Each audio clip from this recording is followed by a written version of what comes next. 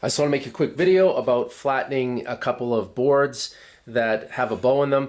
There's a lot of different ways to do this. I have a particular situation that caused these boards to bow, and I'm just going to show you today what I need to do to flatten these boards in my particular case. I wanted to talk about an issue today about something that can happen to your wood when you're cutting it. So I was in a situation where I needed two pieces of maple that were about 5/8 of an inch thick. So I started with a piece of figured maple that was 2 inches, and I resawed it on my table saw. As I was cutting it, the board started to bow. So these two boards are now pressed against each other, and you can see how much they've actually deflected away from flat.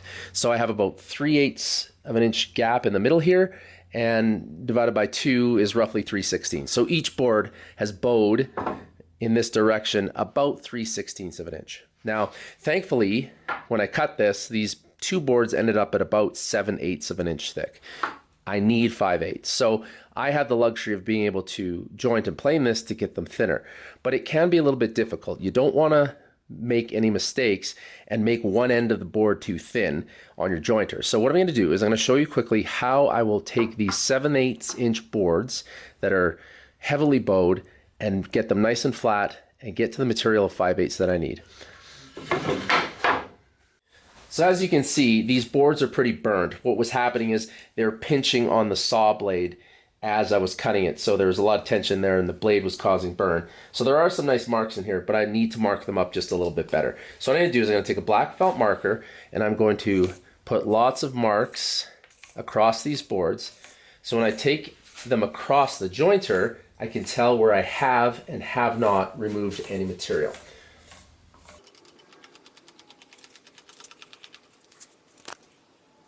Okay, so I just want to draw this out really quickly. This is my jointer, for instance, and this is the piece of wood that I'm about to put across the jointer. Now, as you put the wood across the jointer, you tend to take more wood off the front than the back. So it's very important that you rotate the board. So I'll put, say, if I have end 1 and 2, the first time I put it across the jointer, I want to put end 1 first. And then the second time I put it across, I want to put side 2. And what you want to do is you want to be very careful as to the pressure that you put on the wood, so you're not pushing too hard on one side or the other. You want even pressure across the board, but that'll still tend to take more wood off of this end generally. So make sure to rotate your boards. So I just labeled the ends of the boards as 1 and 2. And I do that just in case I forget. Sometimes you can be putting a board across back and forth and maybe your marks have rubbed off. You know, I just do that so I can kind of keep track of what I was doing. The other thing too to consider, and I just want to make this point, was if you are in a situation where you have a fairly long board like this, these ones are 50 inches long, and there's a big bow in them, if you are in a situation where you can cut them down, right? In my situation, I can't. I need them to be full length, but if you needed, you know, maybe just these two boards half the length, you could cut them, and then that bow in the board is essentially halved. And just to further hit that point home, I mean, this is kind of an ideal situation. If your bow is concentric from end to end, and you had a 1/2 inch bow in your piece of wood, if you're able to cut it in half, then you basically have like 1/4 and 1/4, so you're losing a lot less material. I mean, again, there are situations where the bow is, you know, not centered and there's more bow on one end, but even then, you know, you could take this half and you might not have to do a lot to it, maybe do a little more work on this, but if you're able to cut a board shorter, you're gonna have to remove less material to get them flat. Okay, I have my board on my jointer now with the marked face down. So that's when I made all the marks on the bottom to see the material I'd be removing. And with the beds flat, you can see how much of a gap I have. This is the gap that I need to fix. So basically I'm going to be taking material off the ends to try and get rid of this bow.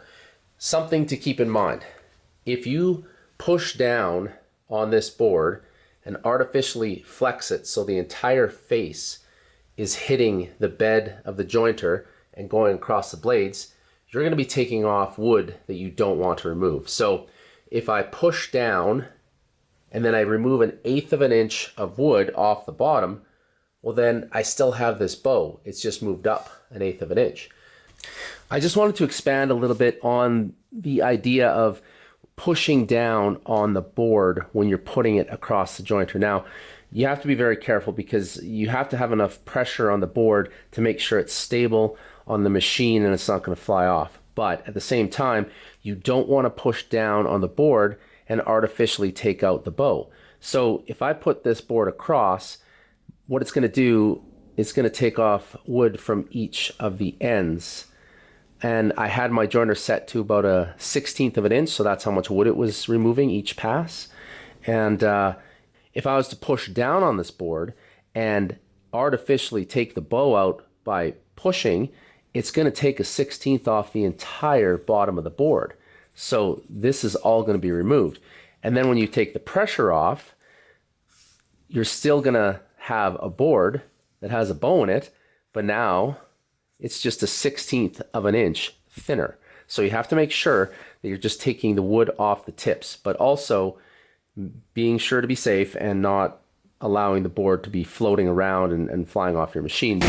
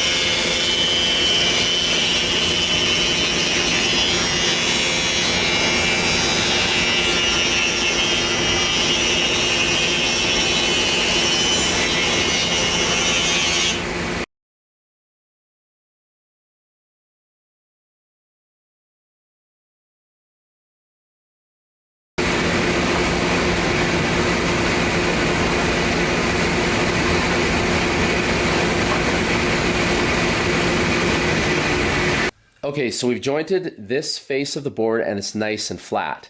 Okay, so it's probably hard to see on the camera, but right now it's about 7/8 in the middle, just under, and it's 3/4 at the other end. So what I have to do at this point is I have to plane it and get that thickness difference out, and then I'll have a nice square board. So something else to really consider, if you're in a situation where you have enough wood to work with, it's really a good idea to leave more material. So I needed a piece that was going to be 3.5 inches wide.